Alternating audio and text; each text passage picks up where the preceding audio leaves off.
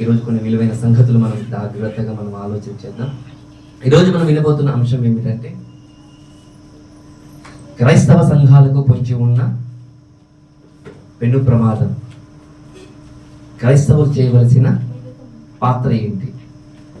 క్రైస్తవులకు పొంచి ఉన్న, క్రైస్తవ సంఘాలకు పొంచి ఉన్న పెను ప్రమాదం, క్రైస్తవులు చేయవలసిన పాత్ర ఏంటి, బాధ్యత ఏంటి అని ఒక విలువైన అంశాన్ని మనము ఆలోచన చేద్దాం. ప్రేమ దేవుని వల్ల మిమ్మల్ని ఈ యొక్క విలువైన అంశం మనం ఆలోచన చేసే ముందు ఒకసారి సంఘం అంటే ఏంటి? సంఘం అంటే ఈ ప్రపంచంలో ఎన్నో సంఘాలు ఉన్నాయి. స్త్రీల సంఘాలు ఉన్నాయి, పురుష సంఘాలు ఉన్నాయి, హమాలి లేబర్ సంఘాలు ఉన్నాయి. ఇలా చెప్పుకుంటూ పోతే ఎన్నో ఉద్యోగస్తుల సంఘాలు కూడా ఉన్నాయని మీరు గుర్తు చేసుకోవాలి. మళ్ళీ ఈ యొక్క సంఘానికి ప్రాముఖ్యత ఏంటి? ఇంతకు సంఘం అంటే ఏంటి?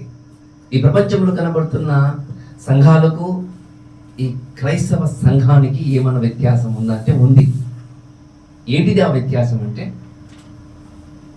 ఈ భూప్రపంచంలో చెప్పలేని ఒక మాట ఈ క్రైస్తవ సంఘానికి ఒక పేరు చెప్పారు కదా దేవుని వల్ల. అది ఏదంటే, గ్రీక్ భాషలో సంఘానికి ఎకలెక్సియా అంటారు. గ్రీకు భాషలో సంఘానికి ఎకలెసియా అంటారు. మరి ఈ పదము అన్ని సంఘాలకు వర్తిస్తుందంటే కాదు, అన్ని సంఘాలకు వర్తించే విధంగా ఉండదు, రాదు. కేవలం దేనికి మాత్రమే ఈ పదము, ఈ ఎకలెక్సియాని దేనికి వాడాలంటే, నజరేయుడైన యేసుక్రీస్తుల వారు తాను కార్చిన రక్తము అందులో చేర్చబడిన ప్రతి ఒక్కరు సంఘముగా, సమాజముగా మనము తెలుసుకోవాలి, గుర్తు చేసుకోవాలి. వారికి మాత్రమే ఎక్లెక్సియా అని అంటారు దేవుని వల్ల. అలాంటి ఎక్లెక్సియాకు పొంచి ఉన్న ప్రమాదం ఏంటి, క్రైస్తవుడు చేయవలసిన బాధ్యత ఏంటి అని దాని గురించి మనము వినబోతున్నాం కొన్ని మాటలు. అంటే ఈ సంఘాలకు ప్రమాదం పొంచి ఉందా? అవును. ప్రతి క్రైస్తవుడు ఖచ్చితంగా ఈ రోజు కాదు, దాదాపు 4 సంవత్సరాల నుండి మాట్లాడుతున్న మాటలను గుర్తు చేసుకోవాలి. ఏంటిది?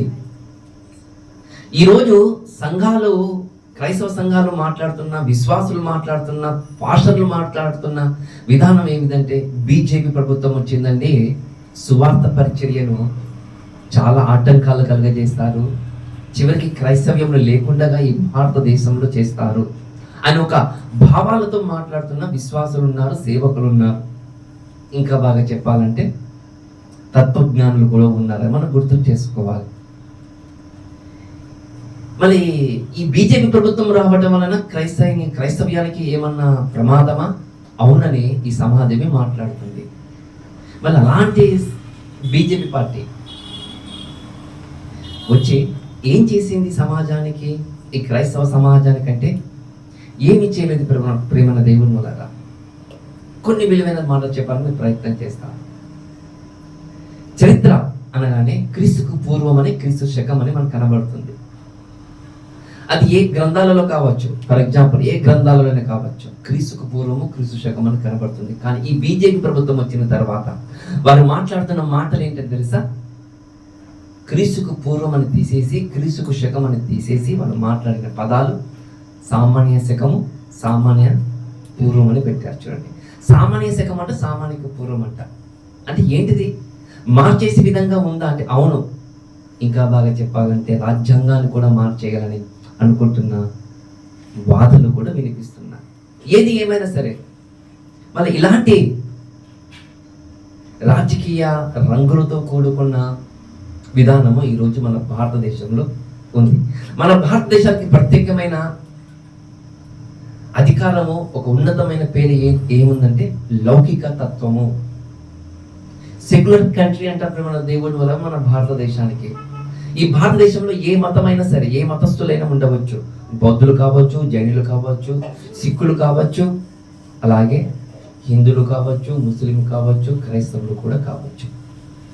మరి అలాంటి విధానంలో ఈ సెక్యులర్ కంట్రీలో ఎప్పుడు వినపడని మాటలు, ఎప్పుడు కనిపించని విధానము కొన్ని సంవత్సరాల నుండి కనబడుతుందంటే ఏదో ఒక ఉప్పెన లాంటి ఉపద్రవము వచ్చినట్లుగా కనబడుతుంది ప్రియమైన దేవుని వలన.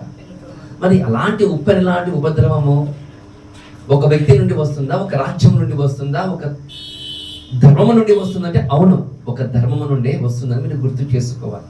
ఎగ్జాంపుల్ మీకు అర్థం కావడానికి నేను ఒక మాట చెప్తాను. మళ్ళీ అలాంటి ధర్మము నుండి వచ్చినప్పుడు క్రైస్తవ బిడ్డలకు, క్రైస్తవ సంఘాలకు ప్రమాదాలు కలుగుతాయని కూడా తెలుసు. మన ప్రమాదాలు కలుగుతాయి, అంతేకాదు ఆ క్రైస్తవ సంఘాలకు హానిలు జరుగుతాయి. చివరికి కొట్టడము, తిట్టడము, హింసించడము, చివరికి చర్చిలను దగ్ధం చేయడం కూడా మనం చూస్తున్నాం. మరి అలాంటప్పుడు క్రైస్తవుడు చేయవలసిన పాత్ర ఏంటి? క్రైస్తవుడు చేయవలసిన పాత్ర ఏంటంటే ఇప్పుడు వినబడుతున్న కొన్ని మాటలు, దాదాపు కొన్ని 3 లేక 4 సంవత్సరాలు వినబడుతున్న మాటలు ఏంటో తెలుసా? బీజేపీ పార్టీకి ఓటు వేయకూడదు, బీజేపీ పార్టీకి ఓటు వేయకూడదు. నేను ఒక మాట అడుగుతాను. బీజేపీ పార్టీకి ఓటు వేయకూడదని చాలా మంది అంటున్నారు కదా, ఒక పార్టీకి ఓటు వేయకూడదని అంటున్నారు కదా. మరి అధికారంలోకి తీసుకొని వచ్చిన వాళ్ళు ఎవరు? మీకు బైబిల్ జ్ఞానం ఉంటే చెప్పండి. అధికారంలోనికి తీసుకొచ్చిన వాళ్ళు ఎవరు అని అంటే మనకు కనబడుతున్న ఒక మాట మీకు చెప్పడానికి నేను ప్రయత్నం చేస్తాను. ఒకసారి జాగ్రత్తగా అపొస్తలుల కార్యములు 1వ అధ్యాయము 7వ వచనం జాగ్రత్తగా చదవడానికి మీరు నాకు సహాయం చేయండి. 1వ అధ్యాయము 7వ వచనం, అపొస్తలుల కార్యములు 1వ అధ్యాయము 7వ వచనంలో ఒక మాట కనబడుతుంది. కాలములను సమయములను ఒక మాట చెప్పడానికి నేను ప్రయత్నం చేస్తాను, మీకు అర్థం కావడానికి. నేను చదువుతాను. చూడండి, 6వ వచనం చదువుతాను. కాబట్టి వాడు కూడి వచ్చినప్పుడు, ప్రభువా ఈ కాలమందు ఇశ్రాయేలుకు రాజ్యము మరలా నువ్వు అనుగ్రహించదవా అని ఆయనను అడగక ఆయన ఈ విధంగా అంటున్నాడట. ఇది ఎప్పుడు జరుగుతున్న విషయం అని మనం ఆలోచన చేయగలిగితే, యేసుక్రీస్తు వారు చనిపోయి తిరిగి లేచిన తర్వాత నువ్వు మాట్లాడుతూ కొన్ని విలువైన సంగతులతో మాట్లాడుతున్నావు. మాటలు మనం గుర్తు చేసుకోవాలి, మాట్లాడుతున్నా మాటలు మీరు గుర్తు చేసుకోవాలి. దేవుని వల్ల ఏమని అంటున్నారంటే చూడండి ఒకసారి, ఏమంటున్నారంటే కాబట్టి వారు కూడి వచ్చినప్పుడు ప్రభువా, సమాజం మొత్తం శిష్యులందరూ కూడి వచ్చినప్పుడు వాళ్ళందరూ అడుగుతున్నారంట ప్రభువు ఏమని, మళ్ళీ ఇశ్రాయేలుకు మరలా నీవు రాజ్యం అప్పగించుదువా? మళ్ళీ ఒకప్పుడు ఇశ్రాయేలుకు నువ్వు రాజ్యం అప్పగించావు కదా, సౌలు నియమించావు కదా, దావీదు నియమించావు కదా, సొలొమోను నియమించిన వాళ్ళు నువ్వే కదా. మరలా నీవు ఇశ్రాయేలు ప్రజలకు, ఈ జనాంగానికి నువ్వు ఏరు కోరి తీసుకుని వచ్చిన ఐగుప్తుల నుండి 400 సంవత్సరాల నుండి విడిపించిన ఈ సమాజానికి మరలా నీవు రాజ్యాన్ని అప్పగిస్తావా? ఇప్పుడున్న రోమా సామ్రాజ్యాన్ని తొలగించి వేసి అనే భావంతో మాట్లాడుతున్న శిష్యులు. ఆ శిష్యులు అలా మాట్లాడుతున్నారంట. అలా మాట్లాడినప్పుడు వెంటనే ఏమనాలి? ప్రభు నాకు తెలిసినంత వరకు అయితే, మీకు తెలిసినంత వరకు కాదు అని చెప్పాలి. సరైన సమాధానం కాదు, నో అని సరిపోతుంది. కానీ అలా నో అనక ఒక మాట అంటున్నాడు. ఏమని అంటున్నాడంటే చూడండి, 7వ వచనం, కాలములను సమయములను తండ్రి తన స్వాధీనములలో ఉంచుకొని ఉన్నాడు. కాలములంట, సమయములంట తండ్రి అయిన దేవుని ఎదుట తన హస్తాలతో బిగించుకొని ఉన్నాడని ఒక మాట మనకు కనబడుతుంది. అంటే అధికారములు రావాలన్నా, కాలాలలో రావాలన్నా, మనుషులు రావాలన్నా, రాజ్యాలు రావాలన్నా, అధికారులు రావాలన్నా ఎవరి చేతిలో ఉందయ్యా అంటే తండ్రి తన స్వాధీనములు ఉంచుకున్నాడని బైబిల్ చెప్తుంది. ఇప్పుడు చెప్పండి, ఈ మాటలను పట్టుకొని ఇచ్చిన రాజ్యం, ఇచ్చిన అధికారాన్ని గౌరవించాలనా, లేక ఈ రాజ్యం ఎందుకు వచ్చింది, ఈ రాజ్యం తొలగించమని వేడుకోవాలని అడుగుతున్నాను. ఇప్పుడు ప్రశ్న వేస్తున్నాను. ఇచ్చింది ఎవరు? దేవుడే. తొలగించమా అనేది ఎవరు? మనం. అంటే బైబిల్ అర్థమైందని అడుగుతున్నాను నేను. బైబిల్ అర్థమైందని నేను అడుగుతున్నాను. మనకు బైబిల్ అర్థం కాలేకపోతేనే మనకి ఇలాంటి ఆలోచన భావాలు మనకు కనబడుతూ ఉంటాయి. ప్రేమ దేవుని వల్ల ఇలాంటి ఆలోచన భావాలు మాత్రమే మనకు కనబడుతూ ఉంటాయి. చూడండి, మరొక విషయం చెప్పడానికి ప్రయత్నం చేస్తారు. అలా కాదు బ్రదర్, ఐగుప్తు సామ్రాజ్యంలో ఫరో దగ్గర వాళ్ళు ఉన్నప్పుడు దేవునికి మొరపెట్టారు కదా, అది గుర్తు చేసుకోవాలి. ఐగుప్తులో రాజ్యంలో ఉన్నప్పుడు వారు ఏం చేశారట? మొరపెట్టుకున్నారంట. బబులోను సామ్రాజ్యంలో ఉన్నప్పుడు వాళ్ళు ఏం చేశారట? మొరపెట్టుకున్నారంట. అది గుర్తుకు చేస్తారు. అది ఎందుకు గుర్తుకు రాదని అడుగుతున్నాను నేను. అది ఎందుకు గుర్తుకు రాదు? ఈ అధికారంలో రాకుండా మనం చెయ్యాలంటే, ఈ పార్టీకి మనం ఓటు వేయకూడదని ఎందుకు ఈ మాటలు మనకు వినబడుతున్నాయంటే, మనం ఇంకా లోకస్తులమే అని గుర్తు చేసుకోవాలి. ఇంకా మనము లోకస్తులమని మనం గుర్తు చేసుకోవాలి. మళ్ళీ లోకస్తులకు బైబిల్ చెప్తున్న సమాధానము ఏదో మనకు అందరికీ తెలుసు. లోకస్తులకు బైబిల్ చెప్తున్న సమాధానం ఏమిటి? ఈ లోక స్నేహము దేవునికి శత్రువుడు. మీరు ఎవరితో శత్రుత్వం పెంచుకుంటున్నారంటే దేవునితో. దేవుడితో మీరు శత్రుత్వం ఉంచుకుంటున్నారు. మన క్రైస్తవుడు చేయవలసిన బాధ్యత ఏంటి? క్రైస్తవుడు చేయవలసిన బాధ్యత ఏంటి? క్రైస్తవుడు అనవలసిన వాడు ఎందుకోసము యేసు క్రీస్తుల వారి పాదాల దగ్గరికి ఎందుకు వచ్చాడంటే బైబిల్ ఏం చెప్తుంది తెలుసా? ఏం చెప్తుంది తెలుసా? బైబిల్ మనకు బైబిల్ పట్టుకొని మనం చదువుతాము, బైబిల్ పట్టుకొని మనము అలా వచ్చి అలా విని వెళ్ళిపోతాం తప్ప దానిలో ఉన్న సారాంశం మనం గ్రహించం. చూడండి, ఎప్పుడైతే మనం బాప్తిసం తీసుకున్నాం, మనం అందరం ఎవరమంట? క్రైస్తవులం అంట. మనం అందరం ఎవరంట? క్రైస్తవులము. మన క్రైస్తవులైన మనము బైబిల్ ఏం చెప్తుంది తెలుసా? ఇదే అపోస్తుల కార్యంలో ఒక మాట చూసుకుందాం. 14వ అధ్యాయము 22వ వచనం. 14వ అధ్యాయము 22వ వచనము ఏమని చెప్తుందో ఒకసారి జాగ్రత్తగా మనం చూసుకుందాం. శిష్యుల మనసులను దృఢపరిచి విశ్వాసమందు నిలకడగా ఉండవలెననియు అనేక శ్రమలను అనుభవించి మనము దేవుని రాజ్యములో ప్రవేశింపవలెనని హెచ్చరించి. చూడండి, ఎవరెవరు? బర్నబా గారు, అలాగే పౌలు గారు సంఘాలకు ఈ విధంగా హెచ్చరిస్తున్నారంట. ఏమన్నా హెచ్చరిస్తున్నారు తెలుసా? మన క్రైస్తవునికి ఎందుకు వచ్చామో తెలుసా? మన క్రీస్తును అంగీకరించిన వారికి ఎందుకు నిలబడ్డామో తెలుసా? రాబోయే కాలములో మనకు కలుగబోతున్న శ్రమలకు నిలబడటానికని గుర్తు చేసుకోవాలి. అంటే క్రీస్తుని నమ్ముకుంటే శ్రమలు వస్తాయా? కష్టాలు వస్తాయా? వినాడుతారా? కాదంటారా? ఇంట్ల పైన దాడులు జరుగుతాయా? చర్చిల మీద దాడులు జరుగుతాయంటే అవును, జరుగుతాయని బైబిల్ చెప్తుంది. కానీ మనం ఏం చేస్తాము? దేవుని యొక్క సంకల్పానికి వ్యతిరేకంగా మనము మాట్లాడుతాం. బైబిల్ ఏం చెప్తుంది తెలుసా? శిష్యుల మనసును దృఢపరిచి, మీరు క్రైస్తవులోనికి వచ్చారు కదా మీరు ప్రియ సంఘమా, బైబిల్ చెప్తుంది మీ యొక్క విశ్వాసం ఎలా ఉండాలంట? నిలకడగా ఉండాలి. ఎందుకు నిలకడగా ఉండాలి? పరిగెత్తొచ్చు కదా, పరిగెత్తితే పడిపోతాం. నిలకడగా ఉండు, జాగ్రత్తగా చూడు. క్రీస్తుని అంగీకరించిన తర్వాత సమాజం వైపు చూడు. సమాజం ఏమని మాట్లాడుతుందో చూడు. సమాజం ఏ విధంగా వెలుగెత్తుతూ మాట్లాడుతుందో, వారి యొక్క ఉద్దేశాలను ఏ విధంగా తెలుపుతుందో చూడు. జాగ్రత్తగా నిలకడగా విశ్వాసం విషయములో నీవు నిలబడాలి అని చెప్తుంది బైబిల్. విశ్వాసానికి అర్థం కూడా తెలియని మనము విశ్వాసం నిలకడగా ఎలా ఉంటామండి? విశ్వాసానికి అర్థం తెలుసా? అంటే విశ్వాసం అంటే నమ్మకము, నమ్మకం అంటే విశ్వాసం. విశ్వాసం వేరు, నమ్మకం వేరు తెలుసా? విశ్వాసం వేరు, నమ్మకం వేరు. అవును, విశ్వాసం వేరు, నమ్మకం వేరు. విశ్వాసం అంటే ఏం తెలుసా? కనిపించిన దాని కోసం ఎదురు చూసి పరిగెత్తుకుంటూ వెళ్ళిపోయేది విశ్వాసం. కనిపించదా? కనిపించదు. చాలా మంది గాలిలో దీపం పెట్టి దేవుడా దేవుడా దేవుడా అనాలట. కాదు, దీపం లేకపోయినా 2 చేతులు చాపి ఆ గాలిలో అలాగనే ఉంచుకోవడం విశ్వాసం అట. అది విశ్వాసం అంటే. మరి అలాంటి విశ్వాసంలో నువ్వు నిలకడగా ఉండు. ఏంటిదంట? నిరీక్షణ కలిగి ఉండాలంట. విశ్వాసంలో నిరీక్షణ కలిగి ఉండాలంట. అలా ఉంటూ నువ్వు ఏం చేయాలి? అనేకమైన శ్రమలను అనుభవించి మనము దేవుని రాజ్యములో ప్రవేశింపవలెననియు వారిని హెచ్చరించిరి. అంటే మనం దేవుని రాజ్యములో మనం వెళ్ళాలంటే ఏమో చెయ్యాలి. ఏం చెయ్యాలంటే బైబిల్ చెప్తుంది, నువ్వు శ్రమను అనుభవించాలి. నువ్వు దేవుని రాజ్యములో, ఈ భారతదేశ రాజ్యాంగంలో కాదు, ఈ భారతదేశంలో ఉన్న 140 కోట్ల జనాభాలో నీవు ఉండడం కాదు, దేవుని రాజ్యములు, దేవుని మహాలోకములో నువ్వు వారసుడుగా ఉండాలంటే నువ్వు ఏం చేయాలి? శ్రమలను అనుభవించాలని చెప్తుంది బైబిల్. శ్రమలు రావాలని బైబిల్ చెప్తుంది కదా. శ్రమలు తీసుకొచ్చిన వాడు కూడా దేవుడే కదా. 430 సంవత్సరాల ఐగుప్తు సామ్రాజ్యం ఉన్నప్పుడు శ్రమలు పెట్టలేదా? పెడుతున్నప్పుడు కళ్ళు మూసుకొని ఉన్నాడా దేవుడు? ఏమైనా లేదే. రావాలి, ఒకడు పుట్టాలి.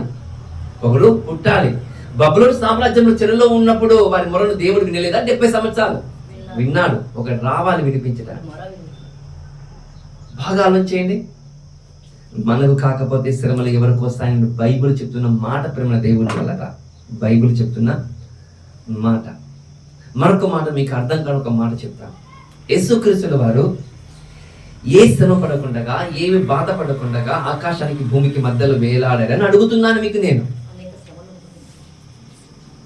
ఏం చేశారు? ఇదే ప్రపంచము, ఇదే సమాజము ఆనాడు ఒక్క దేశం కాదు, ప్రపంచమే. ఎన్నో దేశాలకు చక్రవర్తిగా ఉంటున్న వారు ఏం చేశారు తెలుసా? క్రీస్తును అనేకమైన హింసలను హింసించారు. అనేకమైన హింసలను హింసించారు ప్రేమ దేవుని వలన. అలా హింసించిన యేసుక్రీస్తుల వారు నాకు ఇట్టి శ్రమలు నాకు వద్దు తండ్రి, ఈ శ్రమలు నాలో నుండి తొలగించమని దేవుని కోరుకున్నాడా?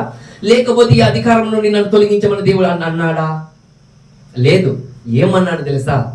దేవా నీ చిత్తమే చిత్తించునుగాక, నీ చిత్తమే సిద్ధించునుగాక అని ఒక మాట పలికారు. చూడండి, అది ఈ మాట మనం అంటాము కానీ, ఈ మాట మనం మాట్లాడతాము కానీ, ఈ మాట యొక్క భావం మనకు అర్థమవుతుందంటే ఈరోజు తెలియని ప్రజలుగా ఈరోజు క్రైస్తవులుగానే నిలబడిపోయారు. చూడండి, ఈరోజు నిలబడి పోయారు. చూడండి ప్రభుత్వ దేవుని వలన. అవును, ప్రభుత్వం వచ్చింది, హింసించారు. నువ్వేం చేయాలి? నువ్వేం చేయాలి? సంఘములోనే, ప్రారంభ సంఘములోనే, దాదాపు 5,000 ఉన్న సంఘములోనే గొప్ప హింస కలిగిందట. ఎవరి ద్వారా? అపోస్తలుడైన, క్షమించండి, సౌలు ద్వారా కదా. సౌలు ద్వారా గొప్ప హింస కలిగితే చెదిరిపోయిన వారు ఏం చేశారు? చెదిరిపోయిన వారు ఏం చేశారని అడుగుతున్నాను నేను. ఒక చోట కూర్చొని భజన చేశారా? బతికుంటే బలిచాకులు కూడా సరే, బఠానీలు కూడా సరే అమ్ముకొని తిని బతుకొచ్చు అనుకున్నారా? వాళ్ళు ఏం చేశారు? చెదిరిపోయిన సంఘస్థులు ఏం చేశారు తెలుసా? విశ్వాసముందు నిలకడగా ఉంచి క్రీస్తు యేసునందు వారు నిలబడుకుంటూ వెళ్ళిపోయారంట, ప్రకటించుకుంటూ వెళ్ళిపోయారంట.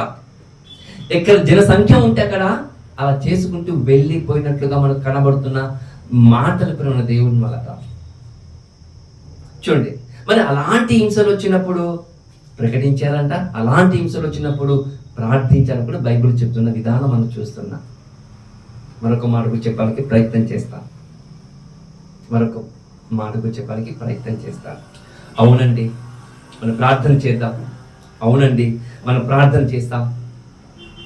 ఈ ప్రార్థన అనే మాట మాత్రం మనకు వినబడుతుంది తప్ప ప్రార్థనలో ఉన్న సారాంశం మనకు ఇంకా తెలియలేకపోవడం చాలా బాధాకరమైన విషయం. చాలా బాధాకరమైన విషయం. ప్రార్థన ప్రతి ఒక్కరు చేస్తారు ప్రేమ దేవుని వల్ల. చర్చికి వచ్చేటోడు ప్రార్థన చేస్తాడు, చర్చికి రానివాడు ప్రార్థన చేస్తాడు, బైబిల్ చదివేవాడు ప్రార్థన చేస్తాడు, బైబిల్ చదవని వాడు కూడా ప్రార్థన చేస్తాడు. భేదాలు ఏంటిని అడుగుతున్నాను నేను. ఏంటిది? భేదం ఉండకూడదా? చదివేటోనికి చదవలేనోనికి, సంఘానికి రానివానికి సంఘానికి వచ్చిన కూడా భేదం ఉండాలా వద్దా అంటే ఉండాలి. కానీ ఎలా ఉందంటే క్రైస్తవ సమాజము, అందరిలో అందరూ ఒకేలా కనబడతారు, మార్పు మాత్రం కనిపించలేకపోతుంది. చూడండి, అది మనకు బాధాకరమైన విషయం. చూద్దాం, ఒక మాట చెప్పడానికి ప్రయత్నం చేస్తాను. అపోస్తలుడైన పౌలు గారు గలితీయులకు రాసిన పత్రికలో ఒక మాట అంటారు దేవుని వల్ల. ఒక మాట అంటాడు 6వ అధ్యాయంలో 12వ వచనం. ఒక మాట చూసుకుందాం. అపోస్తలుడైన పౌలు గారు గలితీయులకు రాసిన పత్రిక 6వ అధ్యాయము 12వ వచనంలో ఒక ఉన్నతమైన మాట మాట్లాడుతారో జాగ్రత్తగా మనం చూద్దాం. శరీర విషయమందు అగపడు గోరువారెవరో తాము క్రీస్తు యొక్క శిలువ విషయమై హింస పొందుటకు మాత్రమే సున్నతి పొందవలనని మిమ్మల్ని బలవంతము చేయుచున్నాను. చూడండి, ఎవరైతే శరీర విషయమందు ఎవరైతే చక్కగా నిలబడాలనుకుంటున్నారో, శరీర విషయం అంటే మీరు బ్రతకాలనుకుంటారు చూడండి, ఈ లోకంలో మీరు జీవించాలనుకుంటారు చూడండి, ఈ లోకంలో మీరు నిలబడాలనుకుంటారు చూడండి, నేను నా భార్య నా పిల్లలు బ్రతకాలి బ్రతకాలి బ్రతకాలి మీరు అనుకుంటూ ముందుకు నడుచుకుంటారు చూడండి, అలాంటి విషయంలో మీరు చక్కగా అగుపడాలట. అగుపడాలంటే అనేకులకు మాదిరికరంగా నీవు ఉండాలట. అనేకులకు మాదిరికరంగా నీవు ఉండాలని బైబిల్ చెప్తున్న మాట చూడండి ప్రేమ దేవుని వల్ల. బైబిల్ చెప్తున్న మాట ఏమని చెప్తుంది తెలుసా? బైబిల్ ఇంకొక మాట కూడా చూసుకుందాం దాని కిందనే. వారు తాము క్రీస్తు యొక్క శిలువ విషయమై హింస పొందుటకు మాత్రమే పిలువబడితిరి. ఏంటంట? హింస పొందుటకు మాత్రమే పిలువబడ్డారా క్రైస్తవ్యం ఈరోజు? అవును, క్రైస్తవులు ఈరోజు హింస పొందుటకు మాత్రమే పిలువబడ్డారని బైబిల్ చెప్తుంది. కానీ మనమేమంటున్నా క్రైస్తవంలోనికి రావడానికి? కష్టాలున్నాయా? మా సంఘానికి రా. నీకు ఉద్యోగం కావాలన్నా? అవును, మా చర్చికి రా. నీకు కారు కావాలన్నా, మంచి ఇల్లు కావాలన్నా? అవును అవును. అలాగైతే మా దేవుని నమ్ముకో, మా దేవుని నమ్ముకో. నీకు పిల్లలు కావాలన్నా మా సంఘానికి రా అని చెప్పే బోధ జరుగుతుందా? లేకపోతే ఏ సహోదరుడా, క్రీస్తు యొక్క మార్గంలో నువ్వు రాగలిగితే, ఆ రోజు సిలువలో వేలాడిన యేసు క్రీస్తు వల్ల ఎన్ని కష్టాలు పడ్డాడో, ఎంత హింస పొందాడో, అదే హింసలు నీవు పొందటానికి నువ్వు నిలబడగలుగుతావా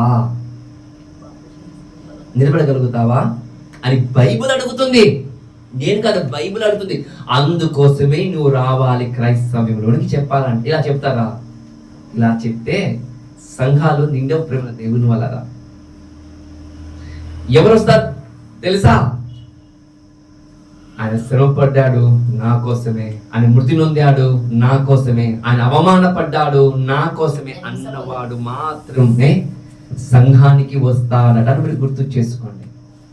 అలాంటి వాళ్ళ సంఘానికి వస్తారా? అదే తాలి గింజలు ఎన్ని ఉన్నా ఏమవసరం అండి, గట్టి గింజలు ఉండాలి సంఘములో. క్రైస్తవ్యములో తాలి గింజలు ఉన్నా వ్యర్థమే. గట్టి గింజలు ఉంటేనే శ్రేష్టత, నాణ్యత ఎక్కువ. ఆ గట్టి గింజలు మరలా గట్టి గింజలుగా మారుతాయి. మీరు గుర్తు పెట్టుకోవాలి. తాళ గింజలు ఏం చేసిన మొలకెత్తుతాయి అంటే మొలకెత్తవు. బైబిల్ చెప్తున్నా అందుకోసమే నీవు పిలువబడ్డావని చెప్తుంది బైబిల్. మరి ఇలాంటి సమయంలో నేను ఒక ప్రశ్న వేయాలని అనుకుంటున్నాను మీకు. నేను బాగా గుర్తు పెట్టుకుని ఒక మాట అడుగుతాను నేను. ఏదైతే మొన్న మనకు ఒక భయంకరమైన సంఘటన జరిగింది ప్రేమ దేవుని వల్ల, ఎక్కడ? మణిపూర్ కదా. ఆ మణిపూర్ ప్రాంతంలో ఏం జరిగింది? అనేకులకు ఊచకోత కోసేశారు, తలకాలు వేరు చేశారు, నగ్నంగా స్త్రీవులకు తిప్పించారు. ఆ తిప్పారు, నరికారు, హేళన చేశారు, అవమానం పడే విధంగా చేశారు, కాలు చేతులు నరికారు, అన్ని ఎన్నో విధాలుగా ఎన్నో రకాలుగా చేశారు. నేను ఒక మాట అడుగుతాను, అందులో క్రీస్తును నచ్చిన వాళ్ళు కూడా ఉన్నారేమో? క్రీస్తును నచ్చిన వాళ్ళు కూడా ఉన్నారేమో? అలా ఉన్నవారు మరి ఇప్పుడు ఎక్కడికి వెళ్ళింటారు చెప్పండి? పరదేశికి వెళ్ళారు కదా. అంటే ఒక జనాంగానికి లేపాలి. దేనికోసము? పరదేశికి వెళ్ళవలసిన వారు నా చెంతకు రావాలని ఒక జనాంగానికి రేపాలి. వారి ద్వారా నేను ఏం చేయాలో తెలుసా? వాళ్ళ ప్రాణాలను హతమార్చుకోవాలి దేవుడు అనుకున్నాడు. నమ్ముతారా నమ్మరా? జనన మరణాలు ఆయన వశములో ఉన్నాయి. నమ్ముతావు లేవని నమ్మాలి. మనం కాలములు సమయములు అన్ని ఆయన చేతిలో ఉన్నాయన్నప్పుడు మన పుట్టుక మన మరణము కూడా ఆయన చేతిలో ఉందని ఖచ్చితంగా మనం నమ్మాలి. మరి ఆ మరణాల సంఖ్య దేవునికి విలువైనదిగా నిలబడ్డాదేమో. అంటే క్రైస్తవులను బాధ పెట్టేవారు దేవుడే రేపుతాడా? అవును. దేవుని మాటకు లోబడి లేనప్పుడు ఇశ్రాయేలు ప్రజలు ఏం చేశారో తెలుసా? మరొక రాజ్యం నుండి రేకెత్తించారంట. లేయండి, ఆ ఇశ్రాయేలు మీద మీరు యుద్ధం చేయండి, ఒక్కనొక్కనికి నరకనని దేవుడే చెప్పారు ఆ రోజు. చూడండి, అంటే బాబు కావాలంటే ఒకరు లేపాలి. బాబు కావాలంటే ఒకరు లేపాలి. అలా లేపాడు దేవుడి దేవుడు మణిపూర్ ప్రాంతంలో సంఘటన. ఆ విషయం చెప్తే ఉదయకాల సమయమున అవేంటి మనసులో ఉంచుకోద్దండి. గాలిలో దీపం పెట్టి దేవుడా దేవుడా అనకూడదు. మనము మన పని మనం చేయాలి. కాబట్టి ఈ పార్టీకి ఓటు వేయకూడదు అనేవాళ్ళు కూడా ఈరోజు ఉదయకాల సమయంలో మాట్లాడగలిగారు. నువ్వు మాట వింటే అనేకులు మారతారా? నీ మాట కాదు. నీవు మనసానుసారంగా నువ్వు ఆలోచన చేస్తున్నావు కాబట్టే నీవు శరీరానుసారుడవే. ఇప్పుడు శరీరానుసారం ఎక్కడికి వెళ్తారు ప్రేమ దేవుని వల్ల? నరకానికి వెళ్ళిపోతాం. ఇప్పుడు నరకానికి వెళ్ళవలసిన మాట మనం వినాలని అడుగుతున్నాను నేను. ఇప్పుడు నేను ఒకటే అంటున్నాను, ఓటు వచ్చింది, సద్వినియోగం చేసుకోవాలి. ఒకటి. రెండవది, ఎవరికి ఓటేయాలి కూడా నీ మనసు చెప్తుంది, వాళ్ళకి ఓటేయాలి. 2, ఎవరు పాలనాకారులు అధికారములు బాగాలేరంటే నీ కోసమే, నా కోసమే. నాట్ ఫర్ ఓట్ అని తెలుసా? అది చెయ్యి. నాకు వీళ్ళు నచ్చలేదు, ఈ రాజకీయ నాయకులు నచ్చలేదు, ఈ రాజకీయం నచ్చలేదు, ఈ వ్యక్తి నచ్చలేదని నీకోసమే దేవుడు పెట్టాడు ఇక్కడ.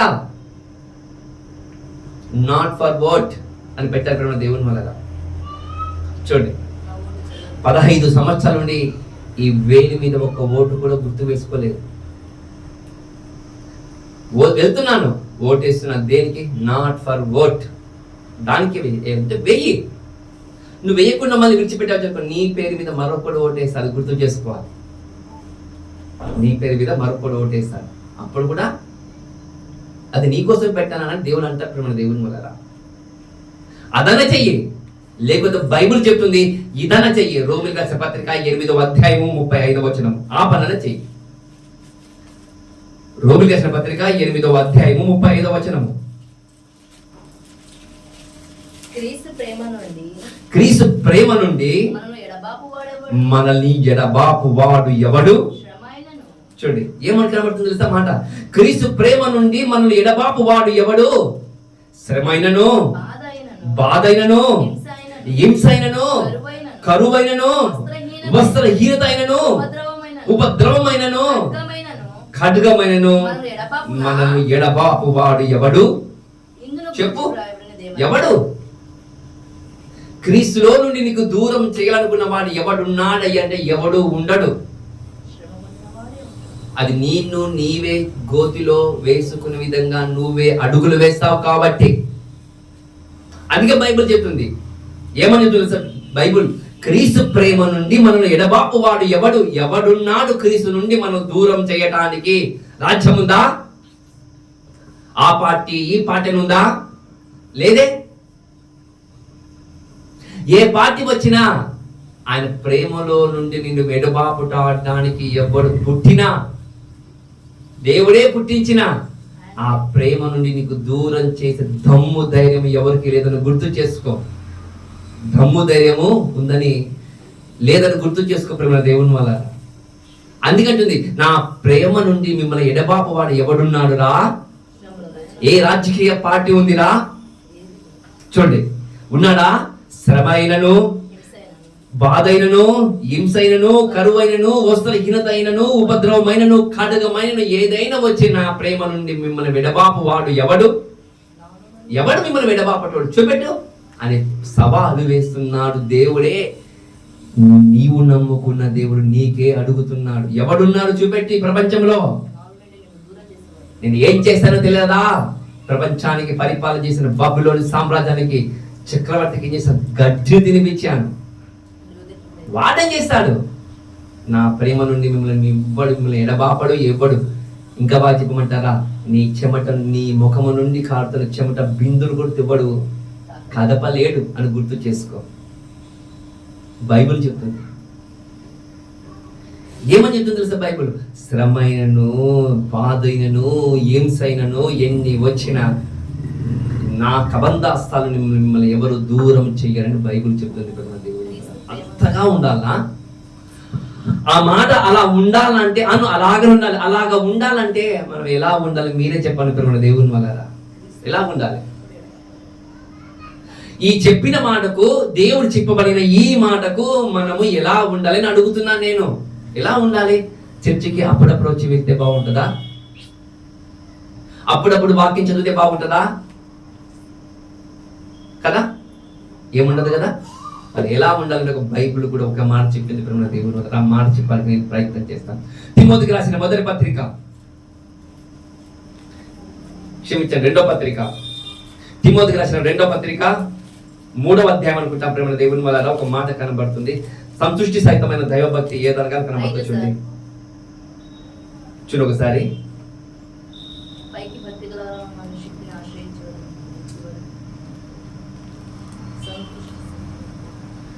ముందుగా మొదటి తిమోతి 6వ అధ్యాయం 6వ వచనం చూసుకున్నప్పుడు దేవుని వలన సంతుష్టి సహితమైన దైవభక్తి గొప్ప లాభ సాధనమై ఉన్నది. ఏమని చెప్తుందంట? సంతుష్టి సహితమైన దైవభక్తి అంట గొప్ప లాభ సాధనమై ఉన్నది. సంతుష్టి సహితమైన దైవభక్తి అంటే, సంతుష్టి సహితమైన దైవభక్తి అంటే తెలుసా? మీ హృదయాలన్నీ మనసు పెట్టి ఆలోచన చేసుకోండి. నువ్వు బిల్డింగుల్లో పునాదులు వేసిన ఇంట్లో నువ్వు నివసిస్తున్నావేమో, అది కూడా లేని వారు గుడిసెలో నివసిస్తున్న వారు ఉన్నారు. దేవా, ఆ గుడిసెలో ఉన్నవారు లాగా నేను లేను కాబట్టి నీకు మహిమ కలుగునుగా కానీ చెప్పాల. నీకు తినడానికి 3 పూటలు అన్నం మెతుకులు దొరుకుతున్నాయేమో, ఒక్క పూట కూడా దొరకని మెతుకులతో బాధపడుతున్న కుటుంబాలు ఎన్నో ఉన్నాయని గుర్తు చేసుకో. దేవా, అలాంటి స్థితిలో నుండి నన్ను కాపాడినందుకు నీకు మహిమ కలుగునుగా కానీ చెప్పాలట. అదంట భక్తి. నీ కట్టుకోవడానికి ఎన్నో ఉండొచ్చు, బీరువాలు గూడ్లు నిండిపోవచ్చేమో, కానీ అపోస్తలుడైన పౌలు గారు ఒక్క జతతోనే బతికాడట. దేవా, వారు కూడా కట్టుకోవడానికి పండుగలు వచ్చినా, పబ్బాలు వచ్చినా, ఆనందం వచ్చినా, సంతోషం వచ్చినా, సంబరాలు చేసుకోవడానికి వచ్చిన వాళ్ళు ఒకే బట్టలు వేసుకుంటారయ్యా, కానీ మీరు మాత్రం నాకు అనేకమైన వస్త్రాలు మీరు నాకు ఇచ్చారు. ఆ స్థితిలో లేనందుకు, నన్ను ఈ విధంగా ఉంచినందుకు దేవుని ఎదుట సంతుష్టికరమైన భక్తితో బ్రతకని చెప్తుంది బైబిల్. అది సంతుష్టి సహితమైన భక్తి అంట. అనేకుల దగ్గర బాగా లక్షల కోట్ల రూపాయలు బ్యాంకు డిపాజిట్లు వచ్చి ప్రమాణ దేవుని వల్ల బైబిల్ చెప్తుంది, ఏమీ లేని వారు కూడా ఉన్నారు. వాళ్ళు చూసిన బతకొచ్చు కదా. వస్త్రాలు లేని వారు ఉన్నారు, ఆహారము దొరకని వారు కూడా ఉన్నారు, అనారోగ్యం పాలని వారు కూడా ఉన్నారు కదా. వాళ్ళని చూసి నువ్వు దేవునికి అడగాలంట, దేవా, సంతుష్టి సహితమైన దైవ భక్తి నాకు అనుగ్రహించుని అడగాలంట భక్తుడు. అదే అంటున్నాడు, సంతుష్టి సహితమైన దైవ భక్తి గొప్ప లాభము. నువ్వు ఇలా ఉండు, నీ కుటుంబానికి, నీ చుట్టుపక్కల ప్రాంతాలకి నిన్ను చూసి చాలా మంది ఆయన పాదాల దగ్గరికి వస్తారని బైబిల్ చెప్తుంది. అలా చేస్తున్నారా క్రైస్తవులు అంటే? అలా చెయ్యరు. ఇల్లు కావాలి, డబ్బు కావాలి, ఆస్తి కావాలి, పేరు కావాలి, బంగారు కావాలి, అన్ని నాకే కావాలనే విధానాన్ని ఈరోజు క్రైస్తవ సమాజంలో ఉన్నాయంటారు, లేవంటారు? చెప్పండి ప్రేమ దేవుని వల్ల. అన్ని కావాలి, అన్ని కావాలంటావు, ప్రార్థన చేస్తావు. మనం ఎవడవయ్యా అంటే లోకస్తుడివే. లోకస్తులు కూడా అలాగే చేస్తున్నారు. వాళ్ళ దేవునికి వాళ్ళు అలాగనే ఆరాధిస్తారంట. దేవా, నేను, నా భార్య, నా పిల్లలు సుఖ సంతోషాలతో వర్తిల్లేటట్లుగా మీరు మాకు సాయం చేయమని వాడు దేవునికి ఎక్కడెక్కడికో వెళ్ళొస్తారంట. మళ్ళీ నీవు కూడా అలాగని చేస్తే ఆయన వాళ్లకు నీకు వ్యత్యాసం ఏమో చెప్పాలి కదా దేవుని వల్ల. పోనీ ఇంకా మీకు అర్థం కావడానికి, పోనీ అపోస్తులకు ఏమైనా సుఖం దొరికిందని అడుగుతున్నాను నేను. అపోస్తులలో ఎవరికైనా సుఖ సంతోషాలతో వర్ధిల్లినట్లుగా బైబిల్ చెప్తుందని అడుగుతున్నాను నేను. పోనీ అపోస్తులకు లేదు, పోనీ శిష్యులకు దొరికిందా? వాక్యం విన్న వాళ్ళు చాలా మంది చెదిరిపోయిన వాళ్ళకి ఏమైనా సుఖ సంతోషాలు దొరికాయని అడుగుతున్నాను. లేదు. మరి మనకెందుకండి? మనకెందుకు? ఈ లోకంలో ఉన్నాం కాబట్టి ఈ లోకానుసారంగా నడుచుకోవాలనా? బైబిల్ ఏం చెప్తుంది? ఈ లోకపతనం వారికి నువ్వు వేరే బ్రతకమని బైబిల్ చెప్తుంది. మనం ఈ లోకం ఎలా నడుచుకుంటూ వెళ్ళిపోతుంటే, మనం అలా నడుచుకుంటూ పోతూ ఉంటే వానికి నీకు ఏం భేదం ఉంది చెప్పు? వ్యత్యాసం అనేది ఉండాలా వద్దంటే ఉండాలి. వ్యత్యాసం అనేది ఉండాలి అని బైబిల్ చెప్తున్న మాట ప్రమాణ దేవుని వల్ల. క్రైస్తవుడు చేయవలసిన పాత్ర ఏదో తెలుసా? మోకాల మీద నిలబడి. ఎవరు నిలబడాలి? సంసృష్టి సహితమైన దైవభక్తి కలిగిన వాడే మోకాల మీద నిలబడాలి. అందరు కాదు. మాకు ప్రార్థన వస్తుందండి, మాకు కాళ్ళు ఉన్నాయండి, మోకాల మీద నిలబడ కాదు. ఎవడు నిలబడాలంటే మా ఆదికరంగా బతికేవాడు, మా ఆదికరంగా జీవించేవాడి మోకాల మీద నిలబడాలని బైబిల్ చెప్తుంది. అది ఎలా అంటే సంసృష్టి సహితమైన దైవభక్తి ఉన్న దాంట్లో సర్దుకొని ఆ దేవాతి దేవుని ఎదుట నువ్వు నిలబడి మోకాల మీద నిలబడి చెప్పమంటుంది బైబిల్. అది వినాలి. మనం చెప్పినట్టు వినాలి. దేవుడు చెప్పినట్టు. మనం ఏం చేస్తాం?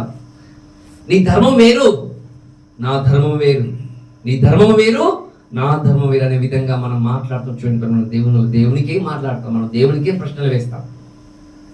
కాబట్టి ప్రియమైన దేవుని వలన క్రైస్తవుడు ఏం చేయాలంటే సంతుష్టి సహితమైన దైవభక్తిలో ఉంటూ ప్రార్థన చేయాలి. ప్రార్థన చేయాలి. రాజ్యాలని తలకిందులు చేస్తాడు దేవుడు. రాజ్యాలనేనా? అవును. నువ్వు ఎవరో తెలుసా? భూలోకానికి తలకిందులు చెయ్యవారు ఇక్కడ కూడా వచ్చారా? అవును. భూలోకాన్ని తలకిందులు చెయ్యవారు ఇక్కడ కూడా వచ్చారని బైబిల్ చెప్పిందంటే నువ్వు ఎవడవో తెలుసా? నీవు ప్రార్థన చేస్తే సూర్యచంద్ర నక్షత్రాలు కూడా ఆగుతాయి. నీవు ప్రార్థన చేస్తే మేఘాలు కూడా కదులుతాయి. నువ్వు ప్రార్థన చేస్తే ఏం చేస్తారు సార్? రాజ్యాలు కూడా గద గద గద గద బొరుగుతాయి ప్రేమ దేవుని వలన. తెలుసా? అలా ఉండాలంటే ప్రేమ దేవుని వలన. క్రైస్తవ సంఘాలకు పెను ప్రమాదం పొంచి ఉంది, నిజమే. కానీ నీ పాత్ర ఏమో తెలుసా? ఈ పాత్ర సంతుష్టి సహితమైన దైవభక్తి కలుగుతూ ఉంటూ ఆయనకు ప్రార్థన చేయి. ఆయన మేలే చేస్తాడు, నీకు ఎప్పుడు కీడు చెయ్యడని గుర్తు చేసుకో. బాగా గుర్తుపెట్టుకో.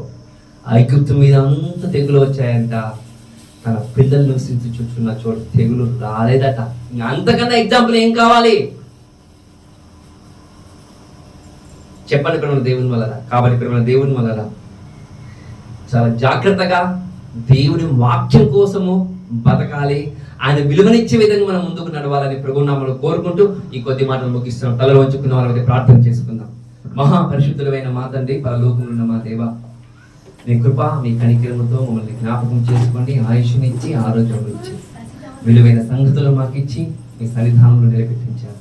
ఇటు మాటలు విన్న మేమందరము తగినట్లుగా ఉన్నామా లేమో గుర్తు చేసుకొని మాకు సంతృష్టి సహితమైన భక్తి మాకు ఉందా లేదని విమర్శించుకొని అలా ఉంటూ తండ్రి మీ ఎదుట మోకాలను ఊని ప్రార్థన చేయగలిగే భాగ్యాన్ని మాకు ప్రసాదించమని కోరుతూ స్తుతి మహిమ ఘనత ప్రభావం కేవలం మీకే చెల్లిస్తూ మా ప్రభువు మా రక్షకుడైన యేసుక్రీస్తు వారి అతి పరిశుద్ధ అతి పవిత్రమైన నామమున ఈ ప్రార్థన అడిగి సమర్పిస్తున్నాను. పరలోకములో ఉన్న మా కన్న తండ్రి. ఆమేన్.